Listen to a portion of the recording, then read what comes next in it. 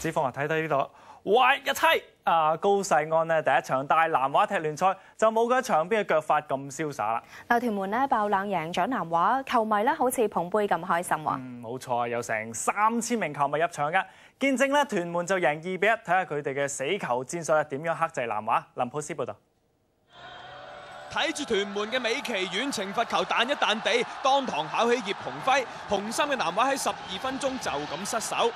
講死球戰術，南華本來都唔曳，奈何李海強過唔到對手門將域企，陳少琪補一腳又俾門柱阻住，前線未入到波都可以再嚟過，後防應該先要定啲嚟。葉鴻輝咁牙煙啊！